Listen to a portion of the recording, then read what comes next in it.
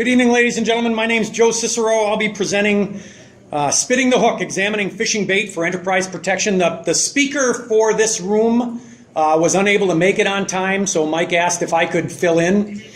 So I have this presentation in the can, as it were. I've never given it. I'm not going to say it's going to be polished.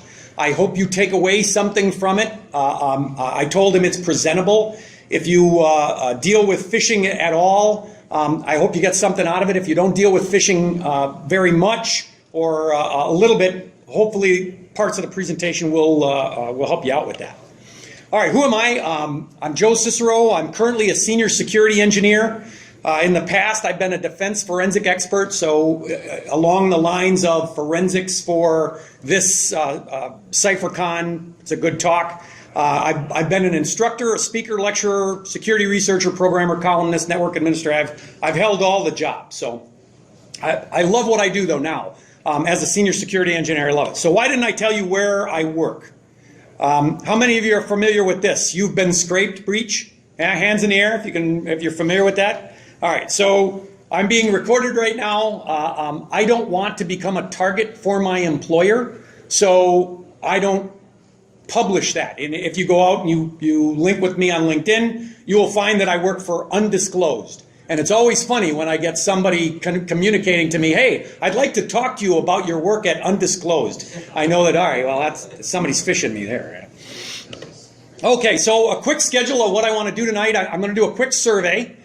A lot of this presentation is designed around your ability to go back to your organization and know what can I do to teach my employees, what can I do to teach my service desk or my help desk from a triage perspective on phishing emails, what can I do or my analysts do, and then how do I react after that? So when we're talking about all of the detailed structure, what can you do once you have all the information? All right, so quick survey. Hand in the air if you can identify a phishing email. Just put your hand in the air if you can identify a phishing email. And then look at the screen. That's for a different screen. Go ahead, put your hand in the air. That's for something else. Now I got everybody. Go ahead, put your hand in the air.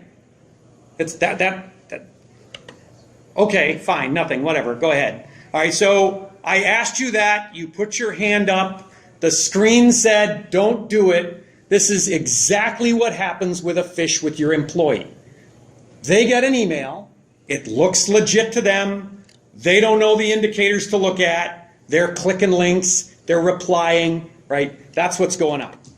So one of the things I like to cover with the employees is the red flag concept.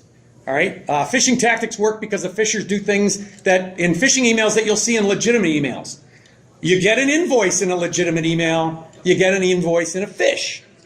You click links in emails, you click links in phish. So the phish that we're seeing on a large scale basis are very much what you would see in real life. Therefore, each indicator, every time you say, well, look for this, look for this, look for this, you have to tell them it's a red flag. Look at the email address. Does the email address make sense? If it doesn't, that's a red flag. Look at the subject. Does the subject make sense? If it doesn't, that's a red flag. And the idea here is that numerous red flags, you go to your employee, you say, look, if you have 5 or 6 red flags, that's when you sit back and you say, all right, something's wrong with this. I need to send this to somebody else to analyze before I go clicking on a link. So that's the red flag concept. All right. Some statistics. I love dealing with statistics. So 91% of phishing attacks are displayed or display name spoofs. So you have 3 parts of an email address. You've got the display name, you got the email name, and you have the domain name. And 91% of the emails out there are display name spoofs because the bad guys know when they send you an email and you look at it, the chances are you're not going to look at the email and you're not going to look at the domain name. If it came from the CEO's name, oh, the CEO's communicating with me, I need to reply. So knowing that, one of the things that you absolutely want to communicate to your employees is We start by looking at the display name. How many of you work for an organization that gets a flag, right? A message banner that says, this is an external email. And how many of you have had people fail with the flag that says this is an external email? Right, because they become immune to it.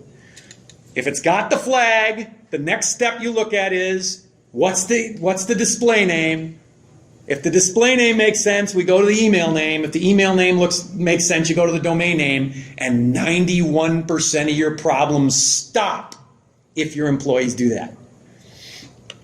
All right, display name spoofing. Here's a display name spoof, right? Dan McMillan in red. We got Dan McMillan, but it came from Ralph Jones at mailinator.com. That's a display name. Anyone typically can change the display name. And I have that typically in star. We'll talk about that later.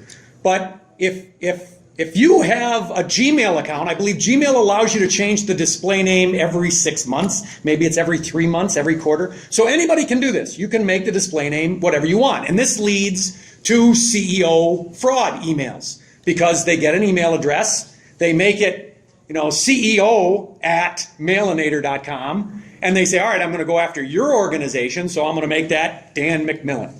All of a sudden you have that.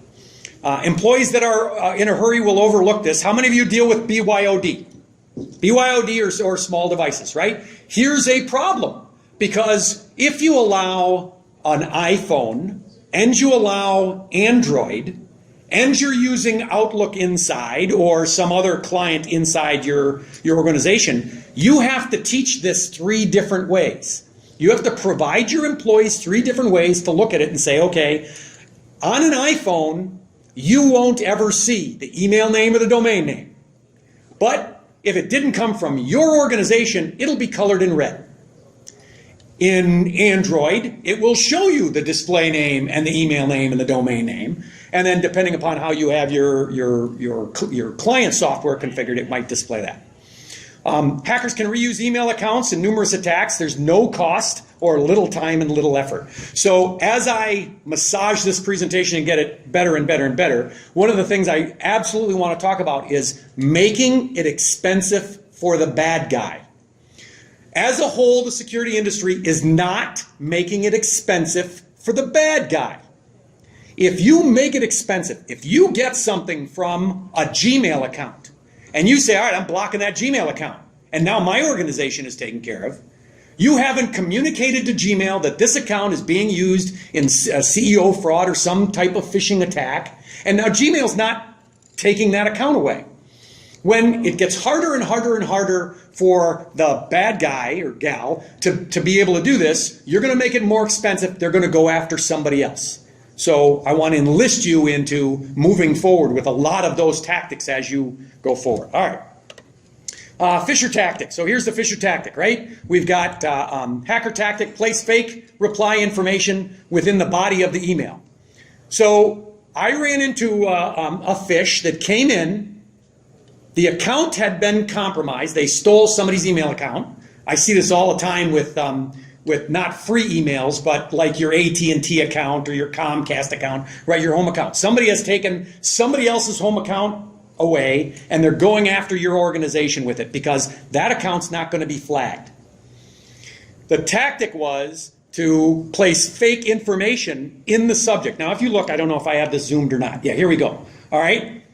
It's coming from Larry, but they pasted into the body of the email from Dan McMillan. So where does your eyes go as the user that received this email? Oh, this is coming from Dan, my boss. Not, it's coming from Larry. So this is a tactic that you have to be aware of and you have to communicate to people, right? Didn't come from Larry, it came from Larry, not actually from the boss. So this is a tactic you want to be training your employees and your service desk, help desk, whatever, to be looking for. All right, email name spoofing. This might get a little harder, right? If you're dealing with a free online account, it's not hard, providing that name exists. Anybody can go out, believe it or not, AOL is still around. You can go out to AOL.com, you get yourself an AOL email address, and you can have anything you want because nobody uses AOL.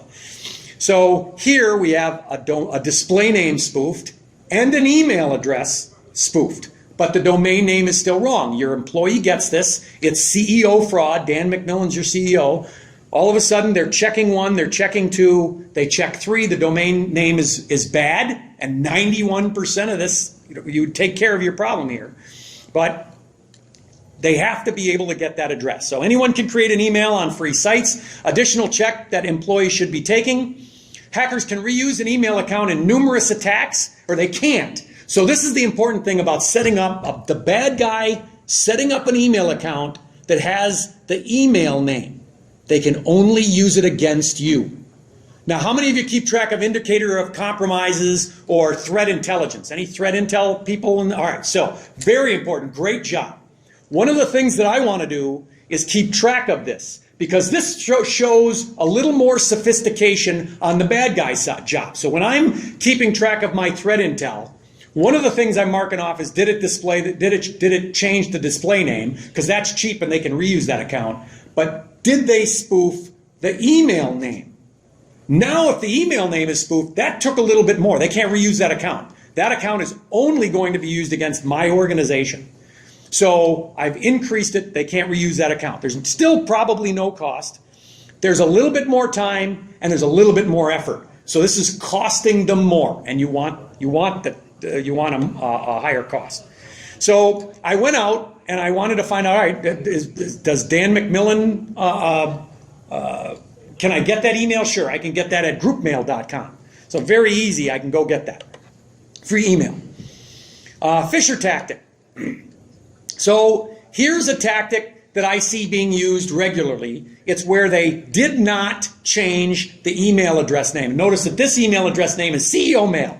So Dan McMillan's my CEO. He's not my CEO, but if he were my CEO, here's my CEO, Dan McMillan. I can spoof that. I can change that 100 times a day if I want, but I can't change that email name. So here's somebody who didn't use a whole lot of effort to go after the organization. All right, domain name spoofing. Now we're talking about something that's going to be a little bit more expensive. So here we have Dan McMillan. They've spoofed the display name. They've spoofed the email name. And instead of SamMart, we have SamNNART.com. So now they're trying to spoof the domain name. Anybody can purchase a domain name. Right now, I'm seeing a lot of .infos, .clubs. Why? Anybody? New domain. It's a new top-level domain, but why are they using info and club? Nobody reads that far. That's true. What? Somebody said it. Yeah, they're $1.99. All right, so once again, you have somebody who's buying a domain. That's going to go into my threat intel. Okay, they didn't bother with a com, which might have cost them $7.99. They bought an info or a club. I still want to shut that down because shutting it down cost them $2. Now they got to go buy it again. Additional checks that employees should make. Once again, we're checking the display name, we're checking the domain or the email name, and we're checking the domain name. Hackers can't reuse a domain name. They can't use it in numerous attacks. SamNNART is only going to work against SamMart. And unless it's generic in nature, like Verizon.uk, it's more cost, it's more time, and it's more effort. So more things that I want to put into my threat intel. So I wanted to go out and see what type of examples I could get. Here I could get sammart-mail.com. This is something I'm seeing a lot more of, and it ends up being a lot of false positives. How many of you have seen subdomains or domains with CDN in them? CDN, Content Delivery Network.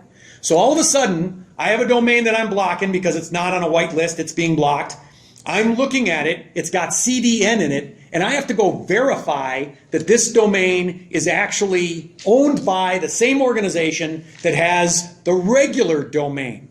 A couple of weeks ago, I had one where I contacted the organization, said, I'm seeing this domain. I think it ended in .stream. So another dumbest thing in the world they ever did was come up with all these new top-level domains.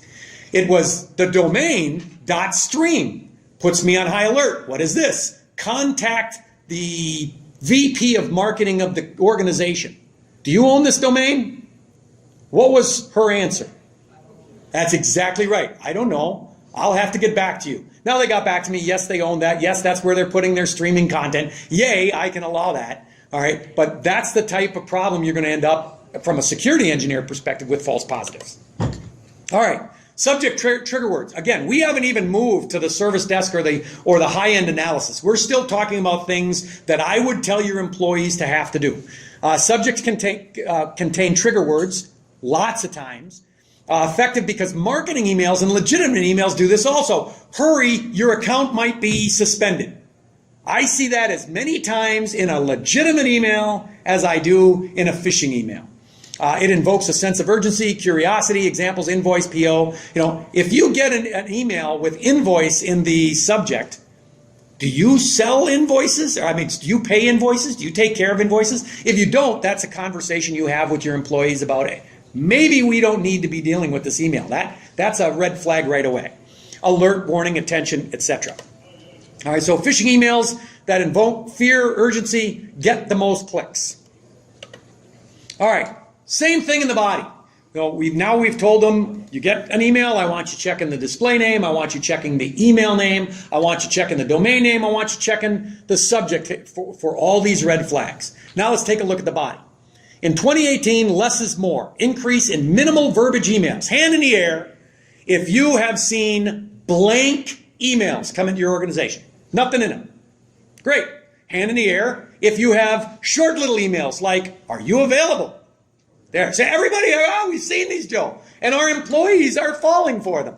All right. So it used to be that they would have the Bible in there, right? It was all broken English, and you could tell in an instant. But the new tactic is we send you nothing, or we send you very little, and it's hard to make a determination. Hey, are you available? Yeah, I'm available. You get that on your iPhone, and you have very little photo way to tell that that's a bad email, and your users are clicking it and replying. Yeah, they're busy. Our users are busy.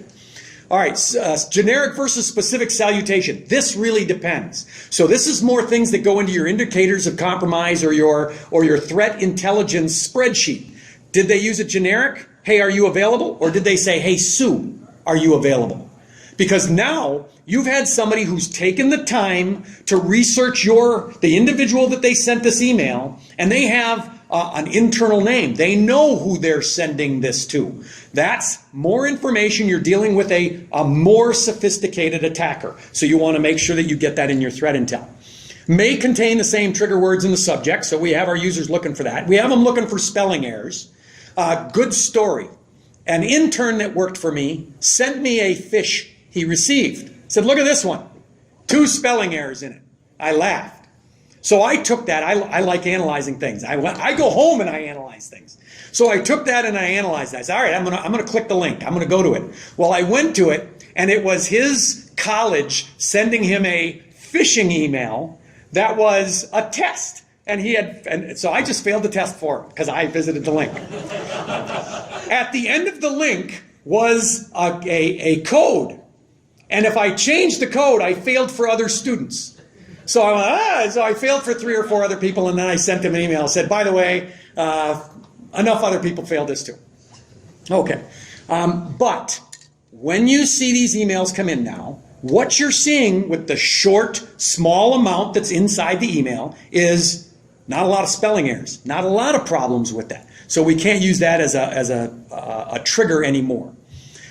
May contain shortened URLs like bit.ly, goog.gl, and many others, right? I'm trying to think. u.to is probably the shortest one I've seen.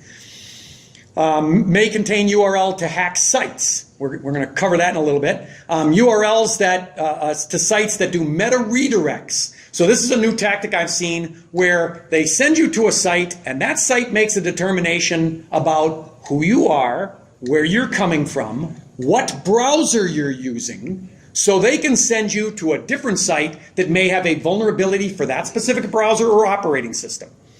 May contain fake attachments and may look perfect. So once again, all the previous checks I discussed, plus these things, it would be what I am communicating to my employees. These are the checks I want you to make. These are things that they can tell.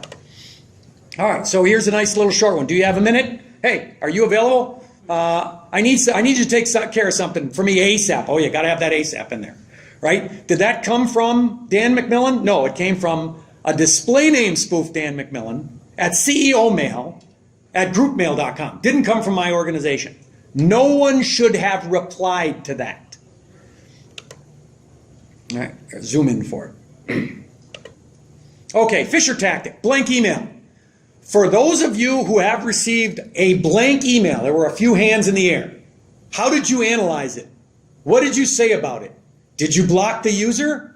Is it a mistake? Or does it have a 1 pixel image in it that just went back and told whoever sent that email, the operating system, the browser, the client email, this all exists for free. You can go out onto the internet. You can get yourself a 1 pixel image that you can put into an email that you can send to somebody, and you'll get all that information back. I wish I had the screenshots of it.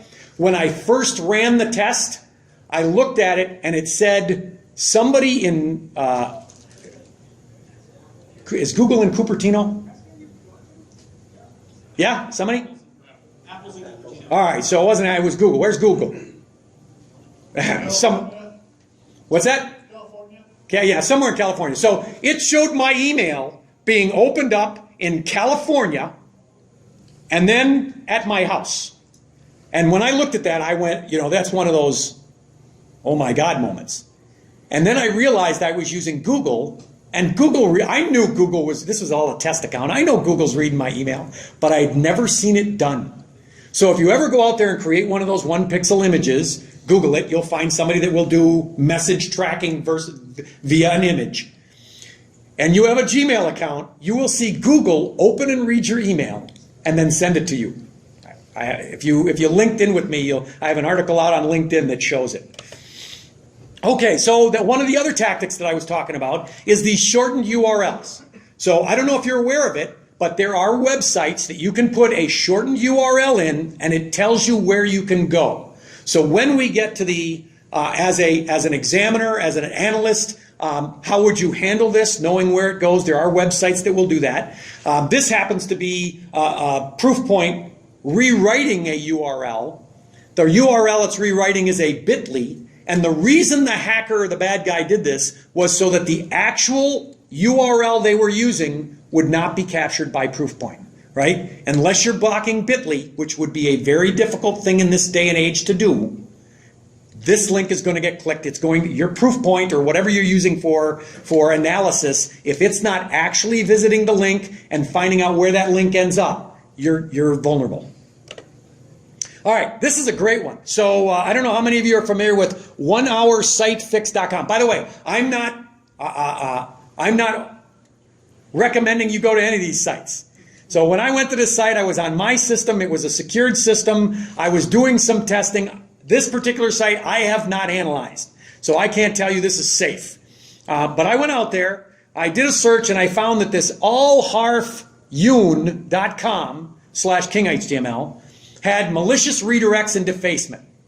All right, so the important part of this screen is 2018-11-19 at 22:44. So let's just remember 11-19 on what is that, November 19th. So then I went out to, how many of you are familiar with virustotal.com? I would hope. All is all right. VirusTotal is a website, I think it's owned by Google, it's safe, that you can upload an executable or any file. You can upload a file to it, or you can tell it, tell me what you know about this URL. And it will scan it with 69 different AV products. And it will tell you whether or not it's bad. And so you'll see over here, 0 of 69 found that allharfyun.com/king.html was bad. 69 AV products are saying, have at it. Go to that site. You got no problem. However, if you look at the last analysis date on this, you'll see it's at 12/23. So this is how many days after the other site said this is an infected site, that Google is, VirusTotal is telling you, you got no problem. That should tell you, thank you, that should, just started, woo. That should tell you how weak AV is. All right? AV is not your friend. You cannot trust it. It should also tell you, those of you that are doing threat intelligence and using this, and I use it, I use VirusTotal all the time. Because if VirusTotal comes back and tells me 15 sites say it's malicious, I'm done. But if it tells me 0 out of 69, all right, that's nothing. Anybody can beat this. So I have to move forward. All right? So those of you familiar with WebRoot Bright Cloud, so after that I went out to WebRoot Bright Cloud. I said, what's the reputation of allharfune.com? And you'll see it's 96 out of 100. Ooh, that sounds like a great site. So part of the threat intel that I'm going to be documenting is all this information. How am I going to use that? I'm going to go to my management and I'm going to say 69 AV vendors didn't catch this. WebRoot Bright Cloud said that this was safe. Yet my analysis shows it's not.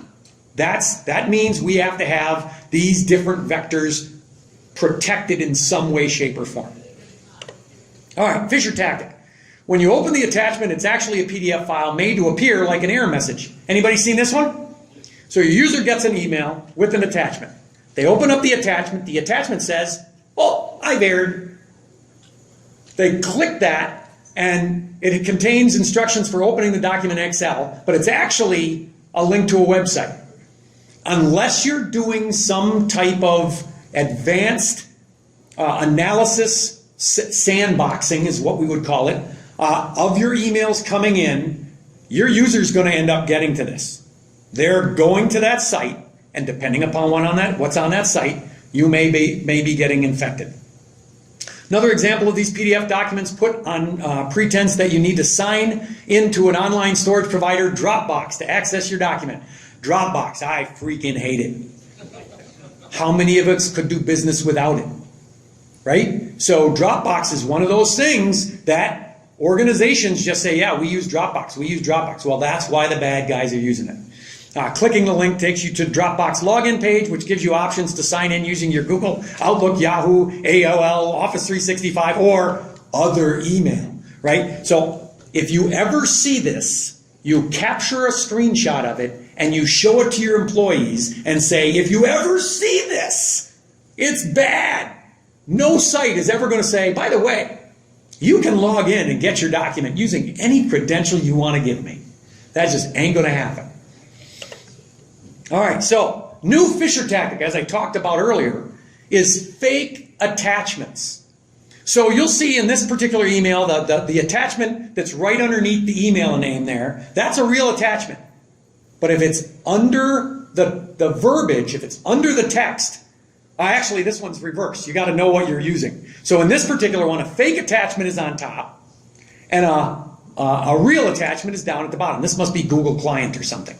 So depending upon how your client email program handles attachments, you may see the attachment as an image in the bottom is fake, but a real attachment is up here at the top. You have to train your users on that, because they're going to look at it and say, oh, I expect to get this email. Here's the attachment. They click it, boom, they're out to the malicious site.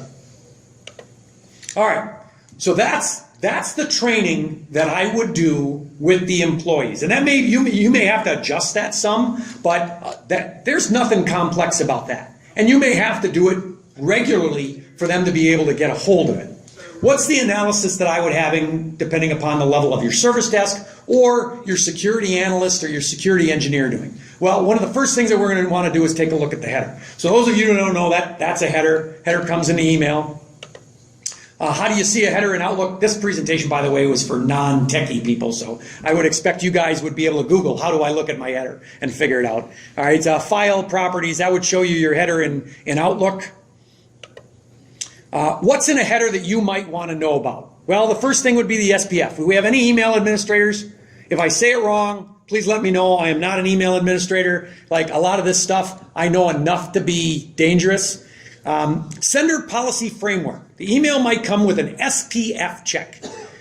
This is basically, and if there was an email administrator, they could tell me, I think you get 10 entries in your SPF check.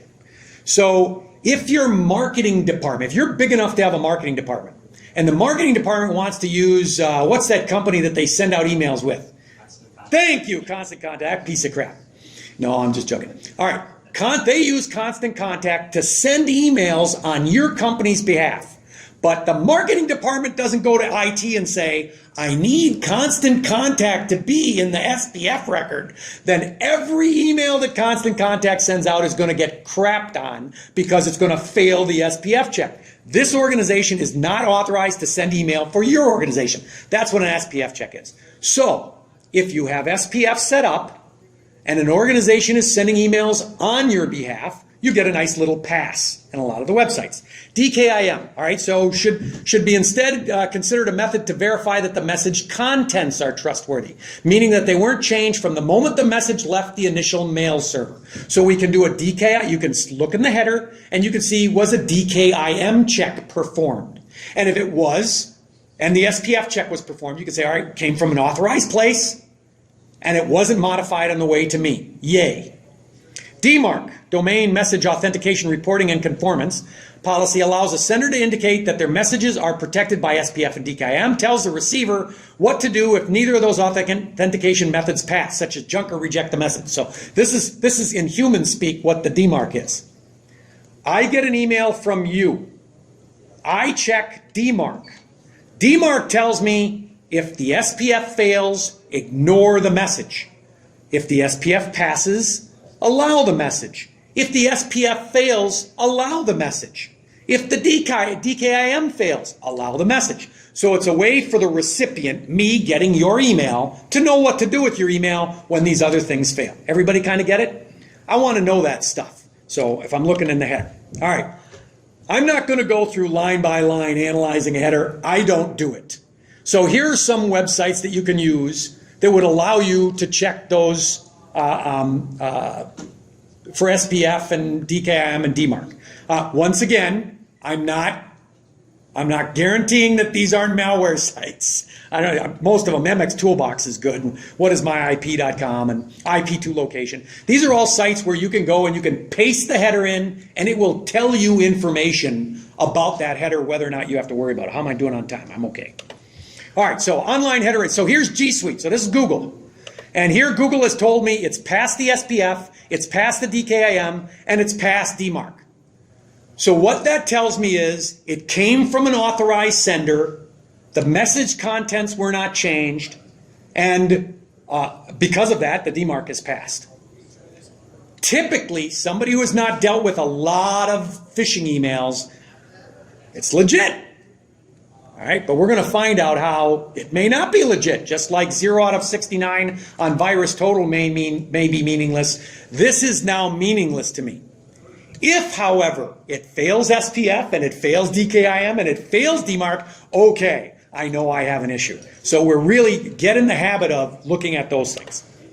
All right, so here we have Verizon Communication. The email claims to come from Verizon Communication, but actually it claims to come from Bank of America, but it's coming from, let's see, or maybe it's claiming to come from Verizon.com, but it's coming from online. No, it must be from Bank of America. That's right.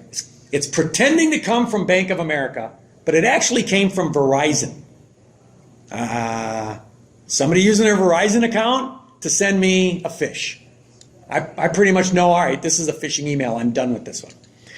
From the standpoint of those of you that are documenting the indicators of compromise and the threat intelligence, this is more threat intel that we want to know about, because we may be able to block things based upon, you know what, we're starting to see different things coming from Verizon.com that are faking being from our domain. Okay, can headers be spoofed or faked? Yes, but only part of them can be faked. For the email to be delivered, some of the information in that header has to be real. So when you do your analysis, it's all suspect except the last hop. Because those of you that know Cali or run out on the internet, right, you can fake a header. For those of you that are documenting threat intelligence, when you have when you start seeing Japan, Comcast in Florida, right? You can start saying to the email administrator, you know what? I'm seeing all of this from Japan. I want to block anything that in the header has this information because it didn't actually come from there. It's being faked. All right, how do I do that, Joe? Because this is CypherCon. So here's MKey's mailer, and in MKey's mailer, you can click on Advanced Settings, and you can add a header. Yay! So if I add this header, I can send anything I want from anywhere I want. Now, this was a mistake. I probably shouldn't have done this. When I was learning to use this, I thought, all right, well, who am I going to use? Donald Trump at whitehouse.gov. Like, I'll just fake that as a header. And the email never got to me. And I thought, oh, I'm on a list now. So when you're playing around with this stuff and sending yourself fake headers, come up with something probably not that. Oh, look, here it is. It made it to me. All right, so here we go. Donald Trump, D-Trump at whitehouse.gov, right? I want to fake the header, so I fake the email address. You'll notice my SPF and my DMARC failed, so I'm done, right? All right, I know, all right, it's fake. This is no good. But I'm not done as the analyst because I'm keeping my indicators of compromise and my threat intelligence. I'm going to do a complete job, so I have all that data. You'll notice it actually came from, the last hop was mkey.cz. So this came from the Czech Republic, not from Washington, D.C. This was very interesting to me, right? So I think what I did is I faked a Poland header, and I sent it, and IP2 location told me, yeah, it started in Poland, and then it went through the Czech Republic, and then it came to me. And the reality is it never went through Poland. I faked that Poland header, so it actually came from the Czech Republic. So then a typical person is going to say, well, then, Joe, all I got to do is look at the last one. Technically, you would be correct, right? Look at the last hop. That's where it came from. But if you're documenting those indicators of compromise and that threat intelligence, you want to know every hop it made because multiple of those hops may have been faked. All right. Can phish pass SPF, DKIM, and IP check? Can a phish do that? Sure.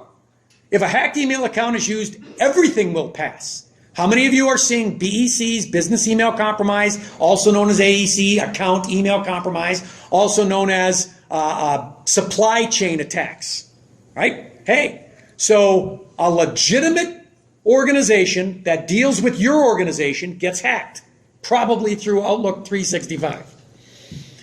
That person's email is now being used to send you an email. Everything's going to pass. Now you're getting a phish that is absolutely legit except for the contents. Can they put those contents on a legitimate domain?